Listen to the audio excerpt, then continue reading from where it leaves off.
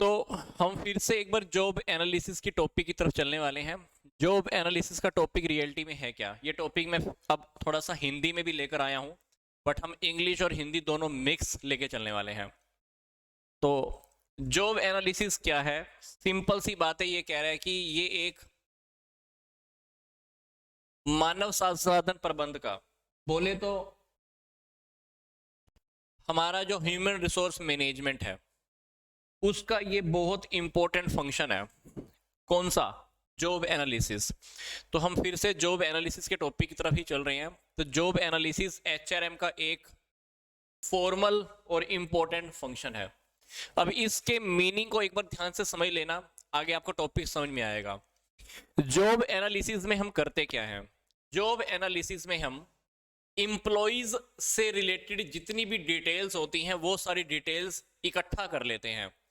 अब जब हमारे पास डिटेल्स आ जाती हैं इंप्लॉइज की, कर्मचारियों की, तो हम इंप्लॉइज की डिटेल्स को देखकर उनको राइट्स और रिस्पॉन्सिबिलिटीज देते हैं। राइट्स और रिस्पॉन्सिबिलिटीज मतलब हम उनको अधिकार और उत्तरदायित्व सौंप देते हैं ताकि वे अपने काम को बहुत अच्छे तरह से कर पाएं, एग्जीक्यूट कर पाएं। अब क्या कह रहा है? कहता है कि जॉब एनालिसिस के अंदर, मतलब जो टॉपिक हम पढ़ रहे हैं जॉब एनालिसिस के अंदर, हम क्या करते हैं, निश्चित समय, टाइम, काम के इन्वायरमेंट और काम की जो कंडीशन है इसको भी हम बीच में लेके चलते हैं। अब इससे क्या होगा? इससे मैनेजर को इंप्लॉइज से रिलेटेड सारा डेटा अवेलेबल हो जाता है। जॉब एनालिसिस में हम क्या करते हैं, इंप्लॉइज की नॉलेज, एफिशिएंसी और एबिलिटी का भी निर्धारण सही ढंग से करते हैं। अब जॉब एनालिसिस से क्या होगा, इंप्लॉइज की रिक्रूटमेंट, सिलेक्शन, ट्रांसफर, प्रमोशन, ये सारे काम बहुत अच्छे से किए जा सकते हैं। तो मतलब क्या है? कहता है कि एक ऑर्गेनाइजेशन के अगर आपको टारगेट को अचीव करना है तो जॉब एनालिसिस अपनी एक इंपॉर्टेंट रोल प्ले करता है।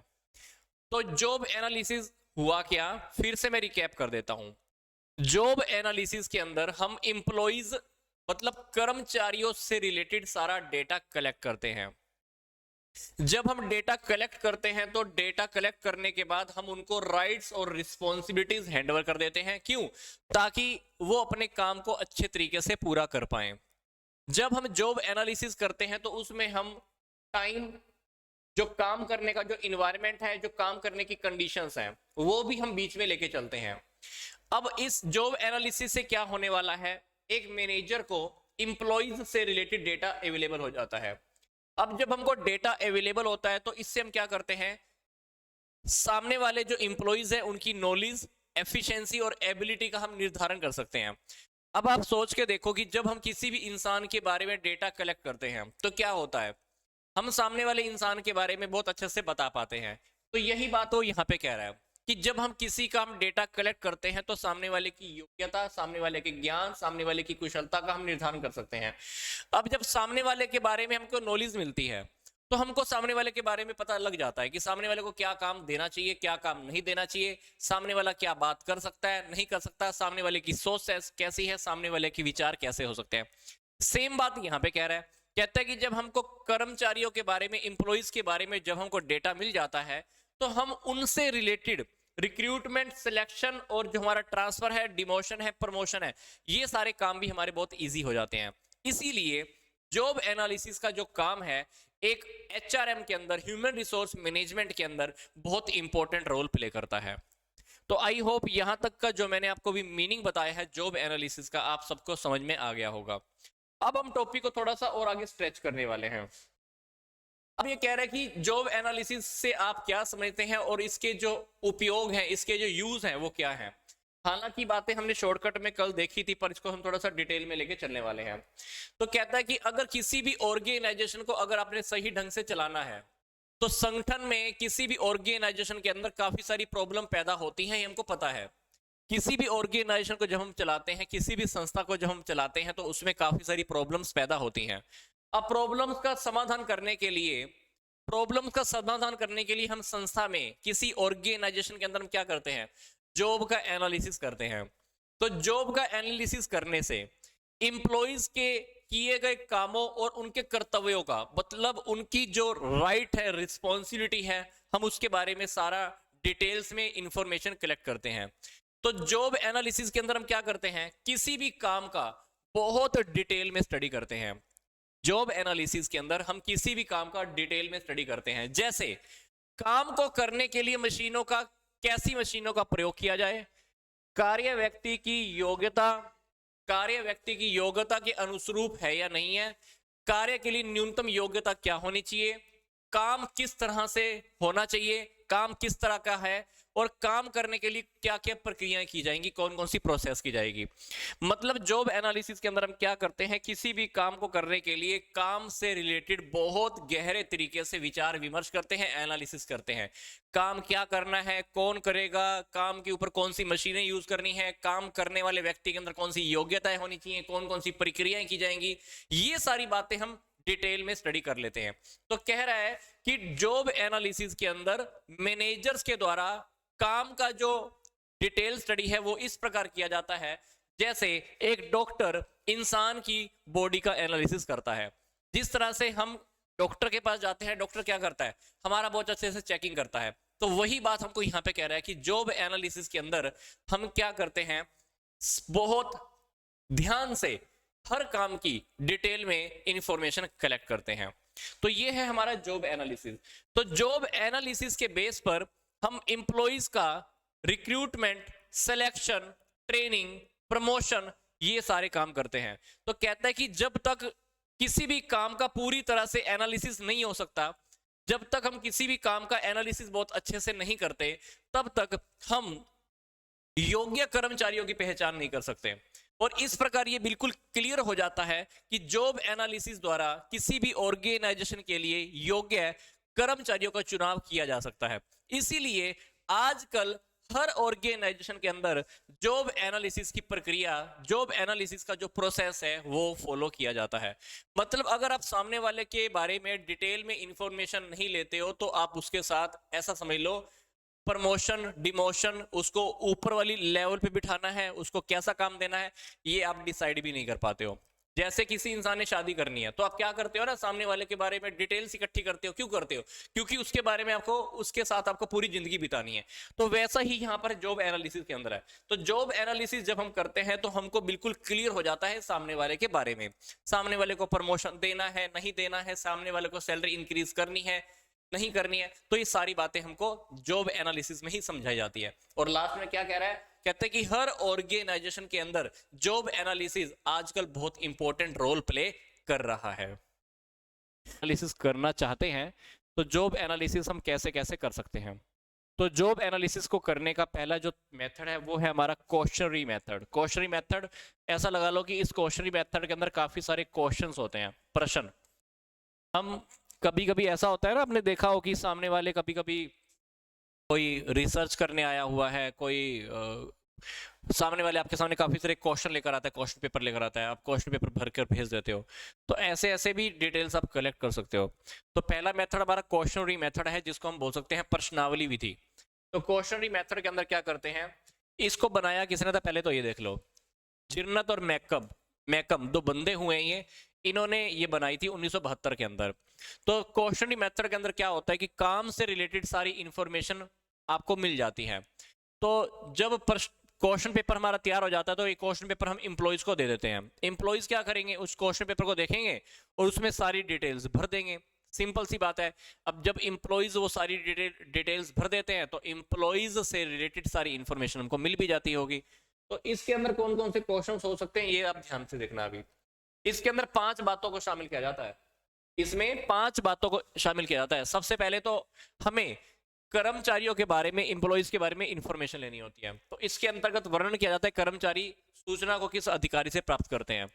मतलब जब हम एम्प्लॉइज को क्वेश्चन पेपर देते हैं ना भरने के लिए, तो पहली बात तो हमको ये पता चल जाती है कि एम्प्लॉइज किसके अंडर में काम कर रहे हैं, और एम्प्लॉइज को जो इंफॉर्मेशन मिलती है वो कौन से अधिकारी से मिलती है। मतलब उस एम्प्लॉय के ऊपर कौन सा बॉस है जो उसे काम करवा रहा है। तो पहली बात तो हमको ये पता चल जाती है क्वेश्चंस भरवा लेने से। दूसरी बात हमको ये पता चल जाती है कि इसके अंतर्गत कर्मचारी द्वारा कौन सा काम किया जाना है। स्थिति, मतलब सेकंड नंबर पे हमको सामने वाले की पोजीशन के बारे में पता चल जाता है, पोजीशन। तीसरे नंबर के अंदर हमको मेंटल प्रोसेस की भी पता चल जाता है, मतलब इसमें कर्मचारियों को अलग अलग दृष्टिकोण होता है, उनका अलग अलग एटीट्यूड होता है, तो सामने वाले की एटीट्यूड का बारे में पता चल जाता है हमको। तीसरी चीज जो पता चलती है ना, वो सामने वाले का एटीट्यूड पता चल जाता है। कुछ क्वेश्चंस ऐसे भी होते हैं। फिर जो चौथी बात है वो क्या होती है, चौथी बात के अंदर हमको ये पता चल जाता है कि एम्प्लॉइज के दूसरे लोगों के साथ रिलेशंस कैसे हैं। रिलेशंस के बाद हमको क्या करते हैं, पांचवी बात हमको सामने वालों की काम की आउटपुट की जानकारी भी मिल जाती है, मतलब जो सामने वाला पर्सन जो काम करता है, काम जो पूरा करता है, तो उस काम के पूरा हो जाने की भी जानकारी हमको मिल जाती है। मतलब जब आप जॉब एनालिसिस करते हैं तो जॉब एनालिसिस को करने के कुछ मेथड है, उसमें से जो पहला मेथड है वो क्या है, प्रश्नावली विधि, बोले तो क्वेश्चनरी मेथड। हम सामने वालों से क्या करते हैं, क्वेश्चंस भरवा लेते हैं। तो सबसे पहले हम क्या करेंगे, क्वेश्चन पेपर रेडी करेंगे, फिर वो क्वेश्चन पेपर क्या करेंगे, सभी इंप्लॉइज में बांट देंगे। तो 5 बातें हमको पता चलती है। तो 5 बातों के अंदर सबसे पहली बात क्या है, हमको ये पता चल जाएगा कि इंप्लॉइज किसके अंडर में काम कर रहे हैं, किससे वो जानकारी प्राप्त करता है। दूसरी बात, हमको सामने वाले की पोजीशन के बारे में पता चल जाता है, सामने वाला कौन सी पोजीशन पे काम कर रहा है, सामने वाले का क्या एटीट्यूड है काम के प्रति, फर्म के प्रति, खुद के प्रति। चौथी बात हमको पता चल जाती है कि इंप्लॉइज का दूसरे लोगों के प्रति क्या रिलेशन है, दूसरों के साथ उसके संबंध अच्छे हैं नहीं है, दूसरों से उसकी बनती है नहीं बनती है, तो ये सारी बातें पता चल जाती हैं। पांचवी बात हमको पता चलती है कि जो उसके जो काम का आउटपुट है ना, वो काम का आउटपुट कैसे रहता है। तो ये हमारा पहला मेथड हुआ, क्वेश्चनरी मेथड। इस मेथड के अंदर हमने क्या रेडी किया हुआ है, क्वेश्चन पेपर। अब जॉब एनालिसिस को करने का जो दूसरा मेथड है वो कौन सा मेथड है, इंटरव्यू मेथड। इंटरव्यू मेथड के अंदर क्या होता है, हम सामने वाले का इंटरव्यू लेते हैं नॉर्मल तरीके से। तो नॉर्मल तरीके से जब भी हम इंटरव्यू लेते हैं तो इंटरव्यू लेने का पहली बात तो हमारे पास टाइम अच्छा खासा होना चाहिए, फ्री टाइम होना चाहिए। ऐसा नहीं काम चल रहा है, फर्म के अंदर नौकरी चल रही है, सामने वाले का आप इंटरव्यू लेने के लिए बैठ गए, खुद का भी टाइम वेस्ट, सामने वाले का भी टाइम वेस्ट नहीं। तो सामने वाले का जब आप इंटरव्यू लेते हो तो इंटरव्यू लेते लेते आप क्या करते हो, सामने वाले से डायरेक्ट इंफॉर्मेशन लेते हो। तो सामने वाले की एबिलिटी के बारे में, सामने वाले का इंटरेस्ट, सामने वाले का क्या एक्सपीरियंस है, ये सारी बातें आपको पता चल जाती हैं। और कभी कभी ऐसा भी होता है कि हमको ये भी पता चल जाता है कि कर्मचारियों काम करने का अनुभव है नहीं है, तो हम सामने वाले के प्रश्नों को देखकर, हाव भाव को देखकर, बातचीत करने के तरीकों को देखकर सामने वाले की डिटेल्स हमको पता चल जाती है। क्योंकि इंटरव्यू के अंदर यही होता है ना कि सामने वाले के हाव भाव भी देखते हैं, बैठने का तरीका, बात करने का तरीका, क्वेश्चन का रिप्लाई करने का तरीका, सामने वाले की बात करने का क्या एटीट्यूड है, उससे हमको सामने वाले के बारे में बहुत सारी इंफॉर्मेशन मिल जाती है। इंटरव्यू के अंदर हम काफी सारे क्वेश्चन कर सकते हैं। जब हम क्वेश्चंस करते हैं तो सामने वाले की योग्यता के बारे में, सामने वाले की एबिलिटी के बारे में हमको पता चल जाता है। अब जब हम इंटरव्यू लेंगे तो इंटरव्यू लेते हुए हमको छोटी सी बात ध्यान रखनी है। छोटी छोटी बातें क्या है, इंटरव्यू लेते हुए हमको ये ध्यान रखना है कि सामने वाले को पता होना चाहिए कि हम इंटरव्यू क्यों ले रहे हैं। तो इंटरव्यू का रीजन बिल्कुल क्लियर होना चाहिए। इंटरव्यू जब भी आप लो तो आपको जगह और खाली समय में करना है। इंटरव्यू लेते हुए आपको क्या करना है, उसी इंप्लॉइज के बारे में इंफॉर्मेशन प्राप्त कर लेनी चाहिए। इंटरव्यू जब आप लोगे तो इंप्लॉई का उसमें रुचि लेना बहुत जरूरी है, सामने वाले की उसमें इंटरेस्ट होना चाहिए। दूसरी बात ये क्या कह रहा है कि जब भी आप इंटरव्यू लो तो सामने वाले इंप्लॉइज को ये आप मोटिवेट करो कि वो अपने बारे में बात करे, अपने काम के बारे में भी बात करे। फिर जॉब एनालिसिस द्वारा आप उद्देश्यों की पूर्ति हेतु कर्मचारियों से सभी अनुकूल प्रश्न पूछे जाने। मतलब जब आप जॉब एनालिसिस करते हो, जब आप इंटरव्यू लेते हो तो आप उनसे ऐसे क्वेश्चन पूछो जो इंप्लॉइज के फेवर में हो, फर्म के फेवर में हो। फालतू की बातें नहीं करनी अपने उनसे। तो आप इंटरव्यू के अंदर ये सारी बातें ध्यान रख सकते हो। तो कार्य और कर्मचारी के अंतर को स्पष्ट कर देना चाहिए, मतलब उसको बता देना चाहिए कि भाई तेरा काम ठीक है, करना है, बट तू भी हमारे लिए बहुत इंपॉर्टेंट है। तो उसके अंदर डिफरेंस बिल्कुल क्लियर कर देना चाहिए।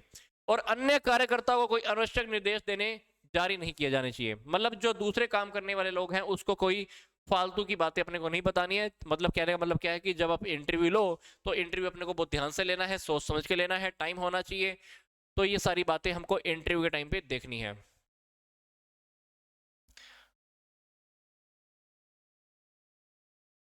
हाँ, सामने face to face question put कर सकते हैं।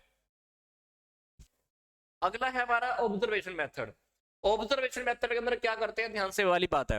ऑब्जर्वेशन के अंदर क्या होता है, मान लो आप किसी कंपनी में काम कर रहे हो, फर्म में काम कर रहे हो, आपको पता भी नहीं चलता, कोई व्यक्ति आपको बार बार आकर ऑब्जर्व कर रहा है, वो आपको देख रहा होता है कि आप काम ढंग से कर रहे हो कि नहीं कर रहे हो, आपके बोलने का तरीका क्या है, काम करने का तरीका क्या है, आपका एटीट्यूड क्या है, फर्म की आप केयर करते हो कि नहीं करते हो, फर्म को आप अपना मानकर काम करते हो कि नहीं करते हो। मतलब आप तो काम कर रहे हो पर आपको पता नहीं है, सामने वाला आपको ऑब्जर्व कर रहा है, तो उसको बोलते हैं हम ऑब्जर्वेशन मेथड।